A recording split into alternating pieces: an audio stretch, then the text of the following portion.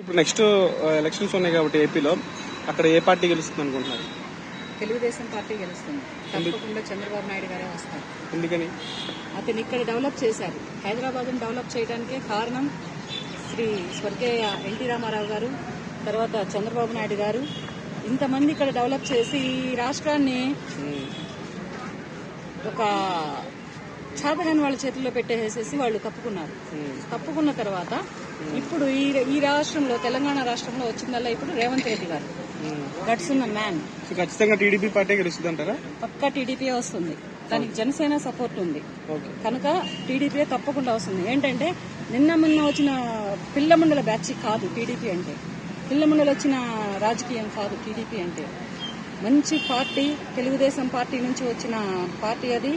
చంద్రబాబు నాయుడు గారే గెలుస్తారు. నారా చంద్రబాబు నాయుడు గారు నెక్స్ట్ ఏపీ రాష్ట్రానికి సీఎం అవుతారు. ఇది నేను బల్లగుద్ది చెప్తున్నాను. సో జగన్మోహన్ రెడ్డి గారి పరిపాలన గురించి ఏం చెప్తారు? జగన్మోహన్ రెడ్డి గారి పరిపాలన తుక్లక్ పరిపాలన. అన్ని రేట్లన్నీ పెరిగిపోయినాయి. ఏం తిందామన్నా తినలేకపోతున్నాం, ఉందామన్నా ఉండలేకపోతున్నాం.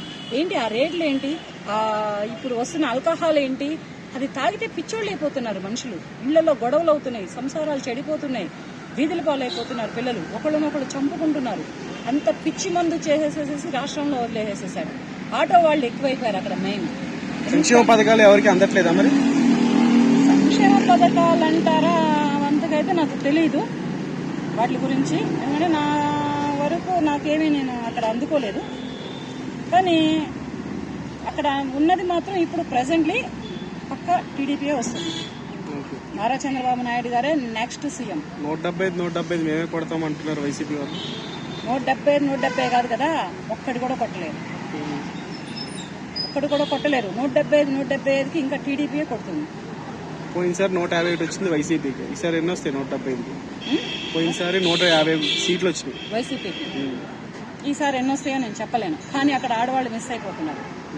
ఆ రాష్ట్రంలో ఇప్పుడు పెట్టారు, ఏం పెట్టారు? వాలంటీర్లు పెట్టారు. మంచి వ్యవస్థ అది, అందరికీ సహాయం అందుతుంది. అలాగే ఒంటరిగా ఉన్న లేడీస్ మిస్ అయిపోతున్నారు. ఏమవుతున్నారు వాళ్ళందరూ? ఎక్కడికి వెళ్తున్నారు వాళ్ళందరూ? ఏం చేస్తున్నారు వాళ్ళందరూ? భర్తలేని పవన్ కళ్యాణ్ గారు ప్రశ్నించింది నిజమే అంటారా? ఏం ప్రశ్నించారు ఆయన? అదే ఒంటరి ఆడవాళ్ళు మిస్ అవుతున్నారు అని చెప్పేసి, ఇంట్లో కొంతమంది మహిళలు మిస్ అవుతున్నారు. అది పక్కా 100% కరెక్టే. అది అబద్ధమని నేను చెప్పను. అది పక్కా 100% కరెక్ట్. ఎందుకంటే ఒక కొడుకు, ఒక భర్త, ఒక కూతురు ఉన్న లేడీ ఉంటున్నారు సపోర్టెడ్ గా. సింగిల్ గా బ్రతుకుతున్న లేడీస్ మాత్రం అక్కడ ఎవరు ఉండట్లేదు. ఏమవుతున్నారు వాళ్ళందరూ? ఎక్కడికి వెళ్తున్నారు వాళ్ళందరూ?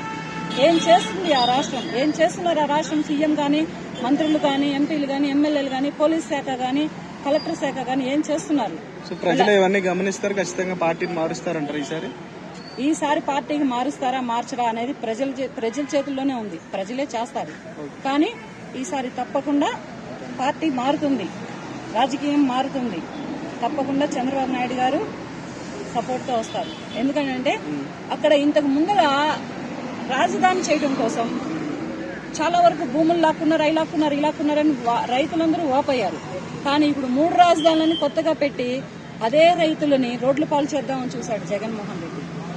రైతులు రాజధాని చేస్తారని స్థలాలు, పొలాలు ఇచ్చిన రైతులు ఈ వెళ్లి రోజున 3 రాజధానులు చేస్తే ఎక్కడికి వెళ్తారయ్యా? అంటే అదొక రాష్ట్రం తిరుగుతా కూర్చుంటారా రైతులు? ఈ తిరిగే పని తప్పితే ఇంకేం పని లేదా జనాలకి? అన్ని కలిపి ఒకటే రాష్ట్రంలో ఉంటే చక్కగా వెళ్లి. ఖచ్చితంగా ఇవన్నీ గుర్తు పెట్టుకున్నారు ప్రజలు. ఖచ్చితంగా టీడీపీకి భారీ విజయం అందజేస్తారంటారా? మెజారిటీతో గెలుస్తుంది TDP party. Thank you madam. Thank you.